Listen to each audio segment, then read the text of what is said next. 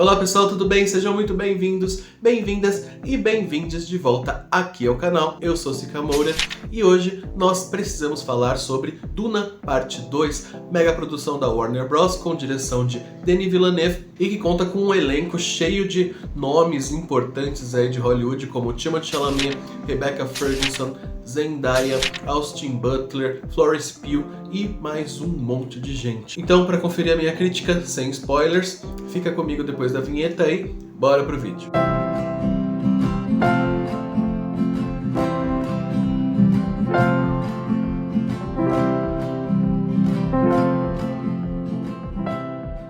Bom, antes de começar o vídeo, eu queria dizer que sim, eu tô um pouco afastado aqui do YouTube, isso porque eu comecei a trabalhar fora no último mês, não estava conseguindo tempo, na verdade energia para gravar os vídeos, mas agora que eu já tô me acostumando com o ritmo, eu vou tentar manter aqui uma frequência bacana de vídeos para vocês. E você, se você quiser ajudar financeiramente esse canal também, eu vou deixar o meu Pix aqui na tela, você pode transferir qualquer valor que isso ajuda demais a gente a manter esse canal de pé. Outra forma de ajudar o canal é deixando seu like, deixando seus comentários aí embaixo, porque isso mostra para o YouTube que vocês realmente gostaram desse vídeo e ajuda a distribuir ele para mais pessoas. Então já aperta o like aí para não esquecer depois e inscreva-se no canal caso não seja inscrito.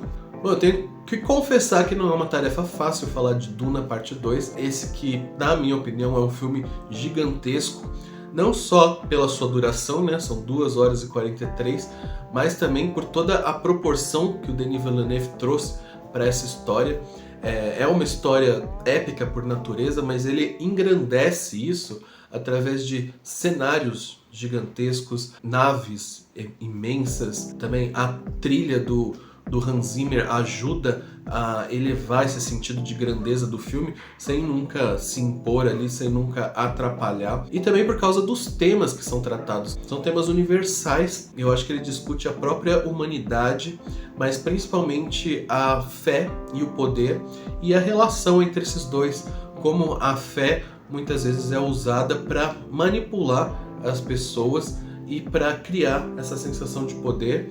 E também como o poder corrompe a pessoa, né? E não o contrário, não é a pessoa que é corrompida que tem o poder, mas dentro da história ele vai mostrar o contrário. E essa questão do poder vai estar muito relacionada ao arco do Paul Atreides, que é interpretado pelo Timothée Chalamet, e que ele tá muito confortável aqui nesse personagem, desde o primeiro filme isso, mas ele faz muito bem essa transição do Paul da criança pro adulto, né?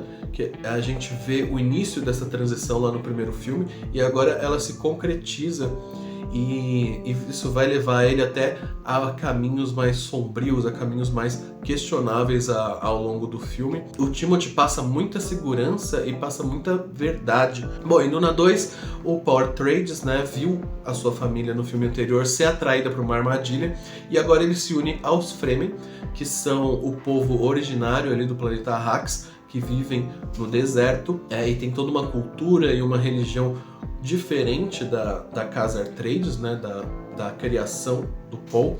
E ele se une a esses personagens para buscar sua vingança e também para libertar o planeta Arrakis do domínio da família Harkonnen, que são inimigos milenares dos Atreides. E aí, enquanto isso, a sua mãe, Jessica, que é interpretada pela Rebecca Ferguson, ela vai tentar consolidar ali entre os Fremen a ideia de que o Paul é o grande Messias que eles vêm esperando, que ele é o grande salvador daquele povo, que ela é uma Bene Gesserit, né, que é uma espécie de bruxa, de sacerdotisa religiosa ali desse universo. E essa ideia foi plantada pelas próprias Bene Gesserits lá milênios atrás, reforçada por elas no último filme, e agora, para garantir a sua sobrevivência do seu filho, ela quer consolidar de vez essa ideia entre os Fremen, uma ideia a qual o próprio Paul se mostra muito resistente, pelo menos a início. E no primeiro filme eu tinha achado a personagem da Jessica, né, da Rebecca Ferguson,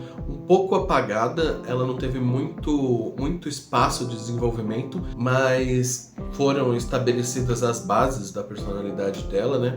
E agora realmente ela ganha a personagem cresce muito, ela ganha muito. A atriz consegue trazer toda a complexidade do arco dessa personagem. Pra mim é uma das personagens mais interessantes aqui do segundo filme, que tem o maior crescimento. E também a gente vai ver um pouco mais da Shani, da Zendaya, que faz parte do povo Fremen, né?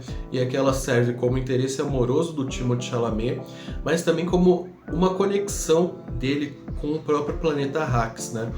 Uma vez que ela é uma nativa daquele lugar e que ela vai ajudar ele a se inteirar dos costumes daquele povo. Mas ao mesmo tempo ela entra em conflito, não exatamente com Paul no primeiro momento, mas com a ideia do Messias, né?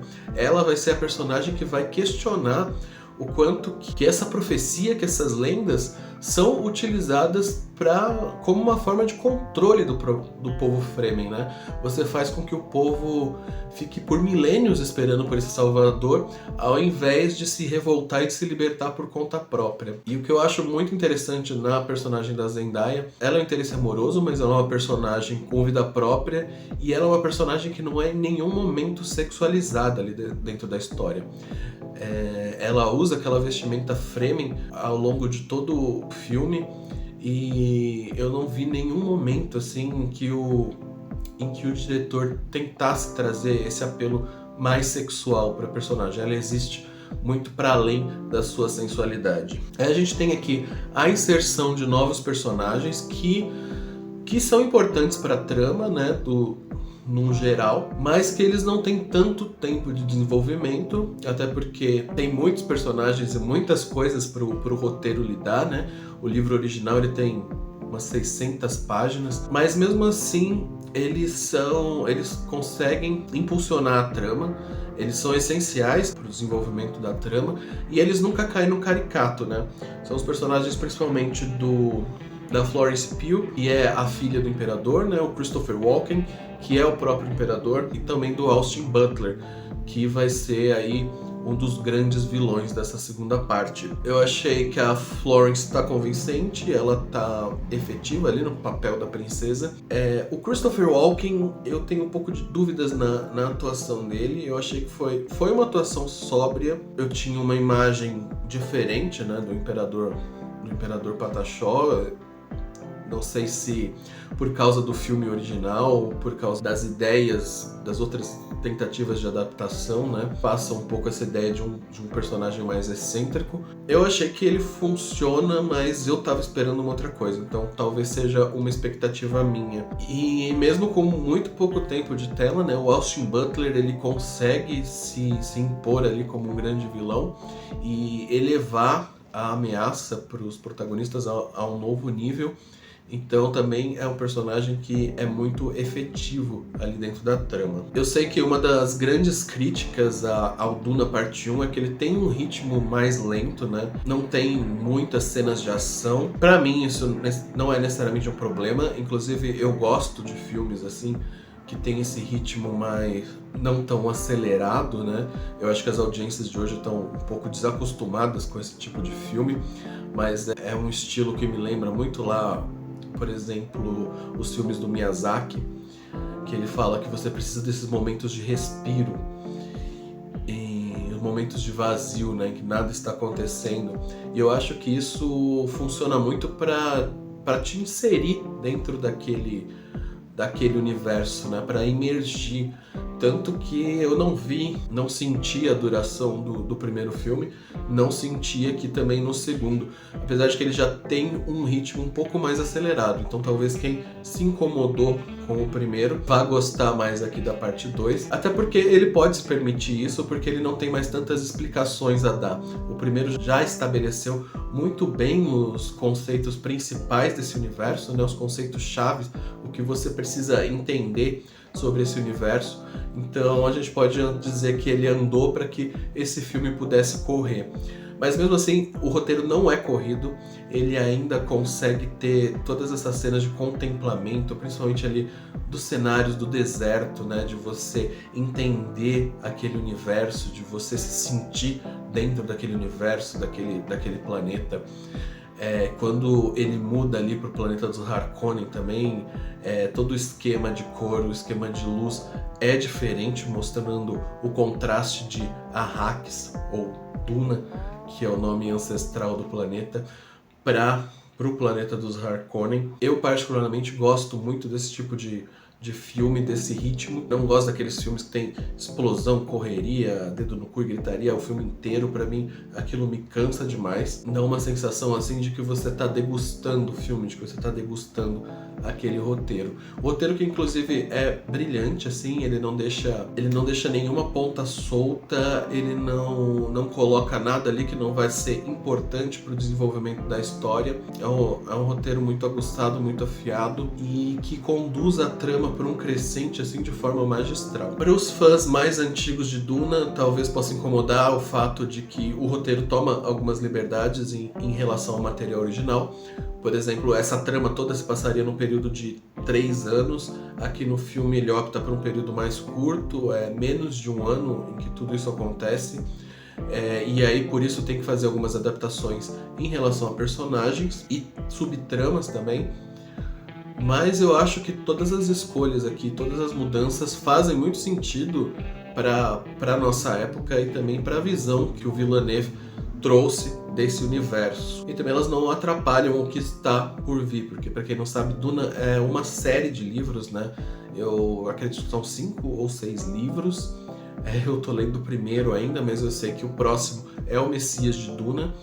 E o filme justamente deixa um final meio entreaberto, puxando para os acontecimentos do Messias de Duna, né? Já há algum tempo se fala em transformar essa história numa trilogia, né? Apesar dele concluir o seu arco principal, ele deixa uma porta muito grande aberta para o que vai vir depois. Também pode frustrar algumas pessoas, mas que não foi o meu caso. Bom, aqui só em termos de curiosidade, para quem não sabe, Duna é um livro do Frank Herbert que foi lançado na década de 60, que traz uma grande metáfora ali à situação do Oriente Médio, né, ao colonialismo, a essa questão da religião e também daquela pegada psicodélica dos anos 60, por isso que você tem aqui em Duna a especiaria, né, que é uma substância que expande a mente, que permite as viagens espaciais e por isso que ela é tão valiosa. E essa já é a terceira adaptação de Duna. Houve uma tentativa do Jodorowsky de adaptar ela ali ainda nos anos 70, só que era uma visão muito louca, assim, que acabou sendo cancelada pelo estúdio.